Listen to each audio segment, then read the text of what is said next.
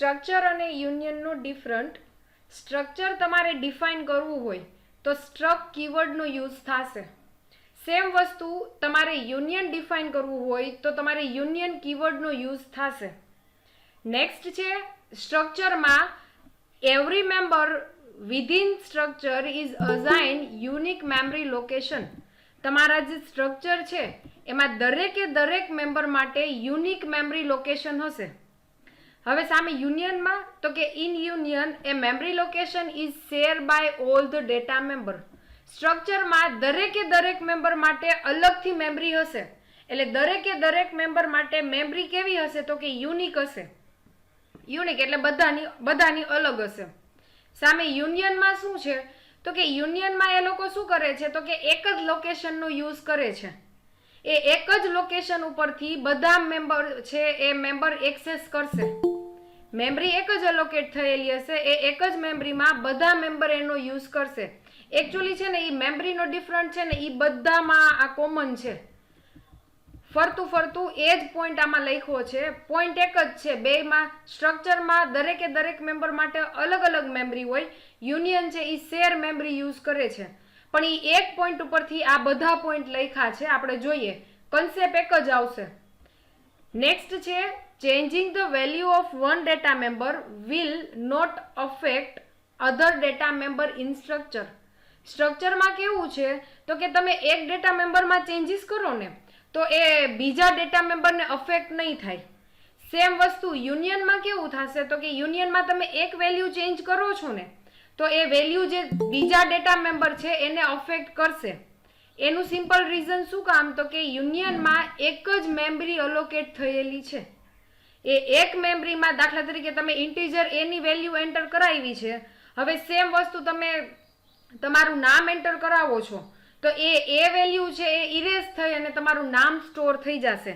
એટલે આ યુનિયનમાં કેવું થશે તો કે યુનિયનમાં તમે એક ડેટા મેમ્બરમાં ચેન્જીસ કરો તો એ બીજા ડેટા મેમ્બરને અફેક્ટ થશે. શું કામ તો કે મેમરી લોકેશન શેર છે એટલે. સામે સ્ટ્રક્ચરમાં કેવું છે તો કે સ્ટ્રક્ચરમાં એવો કોઈ પ્રોબ્લેમ નથી. સ્ટ્રક્ચરમાં દરેકે દરેક મેમ્બર માટે પોતાની અલગ મેમરી છે. તમે આપણે સ્ટ્રક્ચરના એક્ઝામ્પલમાં જોયું હતું કે સ્ટ્રક્ચરમાં તમે નામ આપી દો, નંબર આપી દો. હવે બે વસ્તુ લાસ્ટમાં પ્રિન્ટ કરાવતા હતા તોય પોસિબલ હતી. એકોય મેમ્બરમાં ગાર્બેજ વેલ્યુ નહોતી આવતી. શું કામ તો કે દરેકે દરેક મેમ્બર માટે યુનિક મેમરી એલોકેટ થયેલી છે એટલે. ચલો આ 3 પોઈન્ટમાં કોઈને કન્ફ્યુઝન છે? ઓકે. નેક્સ્ટ છે it enable you to initialise several member at once. દરેકે દરેક મેમ્બર માટે અલગ અલગ મેમરી છે એટલે તમે એક સાથે ઘણા મેમ્બરને તમે શું કરશો ઇનિશિયલાઇઝ કરશો તોય ચાલશે. આમાં કોઈ પણ જાતનો પ્રોબ્લેમ થશે નહીં. આપણે આ એકચ્યુઅલી સ્ટ્રક્ચરમાં આવા એક્ઝામ્પલ લીધા હતા. પહેલા બધાનું ઇનિશિયલાઇઝેશન કર્યું હતું અને પછી બધાને પ્રિન્ટ કર્યા હતા. તો એકોયમાં કોઈ પણ જાતની વેલ્યુમાં ફેરફાર થયો નહોતો. એટલે તમે એક સાથે ઘણા વેરિયેબલ ઘણા બધા મેમ્બરને ઇનિશિયલાઇઝ કરો તોય ચાલશે. It enable you to initialise only first member of union. તમે એટ એ ટાઈમ પહેલો મેમ્બર જ એનો ઇનિશિયલાઇઝ કરી શકો.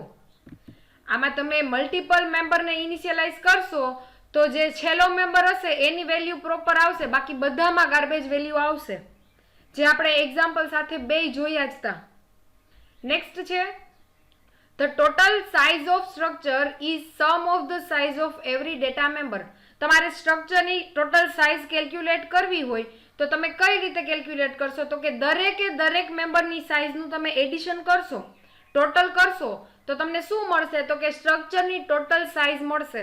ફોર એન એક્ઝામ્પલ સ્ટ્રક્ચરમાં દાખલા તરીકે ઇન્ટીજર, ફ્લોટ અને કેરેક્ટર હોય તો આ ત્રણ મેમ્બરનો તમે એડિશન કરો અને જે સાઇઝ મળે એ સાઇઝ તમારી સ્ટ્રક્ચરની સાઇઝ હશે. સામે તો કે the total size of the union is the size of largest data member. હવે યુનિયનમાં તમારે યુનિયનની સાઇઝ તમારે કેલ્ક્યુલેટ કરવી હોય તો તમારે કોઈ પણ વસ્તુનો ટોટલ કરવાની જરૂર નથી. જે મેમ્બરની સૌથી વધારેમાં વધારે લાર્જ ડેટા સાઇઝ હશે એ ટોટલ યુનિયનની સાઇઝ થઈ જશે. દાખલા તરીકે યુનિયનમાં તમે ઇન્ટીજર, ફ્લોટ, કેરેક્ટર આ ત્રણનો યુઝ કર્યો છે પણ જેમાં સૌથી વધારેમાં વધારે સાઇઝ રોકાતી હશે એ સાઇઝ તમારી યુનિયનની કન્સિડર થશે. યુનિયનમાં દરેકે દરેક મેમ્બરનું એડિશન નહીં થાય. જે સૌથી વધારે સાઇઝ જે મેમ્બરની છે એ જ મેમ્બરની સાઇઝ તમારા યુનિયનની ટોટલ સાઇઝ અલોકેટ થઈ જશે. ચલો આ 2 પોઈન્ટમાં કોઈને કન્ફ્યુઝન છે? આ 2 point okay. Next, it occupies space for each and every member written in inner parameter. તમે ઓલા જે કર્લી બ્રેકેટમાં તમે જેટલા મેમ્બર ડિક્લેર કરો છો એ દરેકે દરેક મેમ્બર માટે સાઇઝ છે એ સાઇઝ ઓક્યુપાય થશે. સાઇઝ છે એ સાઇઝ દરેકે દરેક મેમ્બર માટે હશે. સામે તો કે it occupies space for a member having the highest size written in inner parameter. તમારા જે યુનિયનમાં જે પેરામીટર આપેલા છે એ કર્લી બ્રેકેટમાં પેરામીટર છે એમાં સૌથી વધારેમાં વધારે જે સાઇઝ રોકતો મેમ્બર હશે ને એની જ સ્પેસ અલોકેટ થશે. એટલી જ સ્પેસ અલોકેટ થશે. યુનિયનમાં દરેકે દરેક મેમ્બર માટે સ્પેસ અલોકેટ થશે નહીં. સામે આ એવું કે છે કે દરેકે દરેક મેમ્બર માટે સાઇઝ છે એ સાઇઝ સ્પેસ છે એ સ્પેસ અલોકેટ થશે. અલ્ટિમેટલી છે ને આપણો ઓલો કન્સેપ્ટ જ ચાલે છે. સ્ટ્રક્ચર છે ને એ દરેકે દરેક મેમ્બર માટે છે ને સાઇઝ અલોકેટ કરે છે ને એના ઉપરથી આખા પોઈન્ટ લખેલા છે. એ એક પોઈન્ટને ફેરવીને લખ્યો છે. નેક્સ્ટ છે you can retrieve any member at a time. તમે કોઈ પણ મેમ્બર ગમે ત્યારે તમે રિટ્રાઈવ કરવા હોય, પ્રિન્ટ કરાવવા છે, એક્સેસ કરવા છે તો યુનિયનમાં સ્ટ્રક્ચરમાં તમે કરી શકશો. યુનિયનમાં શું છે તો કે you can access one member at a time in union.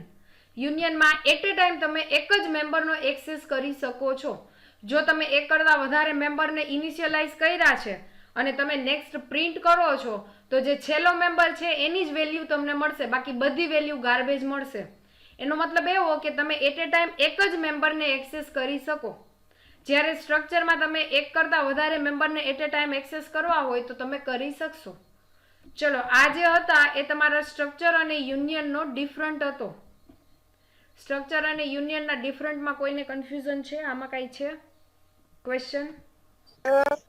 નો. ખ્યાલ આવ્યો? યસ.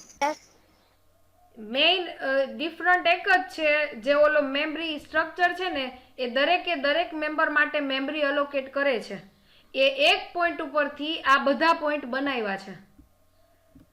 સેમ વસ્તુ યુનિયનમાં શું છે તો કે યુનિયનમાં મેમરી અલોકેટ થાય છે પણ જેની લાર્જ સાઇઝ હોય ને એ લાર્જ સાઇઝ વાળી મેમ્બરની જેટલી સાઇઝ છે ને એટલી જ મેમરી અલોકેટ થશે.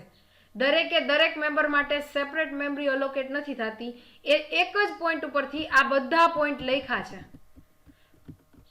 બધામાં રીઝન શું હશે તો કે હમણાં જે મેં કીધું ને એ જ એક જ રીઝન છે. એ એક રીઝનથી આ બધા પોઈન્ટ છે. ચલો આમાં કોઈને કન્ફ્યુઝન છે? સ્ટ્રક્ચર યુનિયનનો ડિફરન્ટ? નો. ઓકે ચલો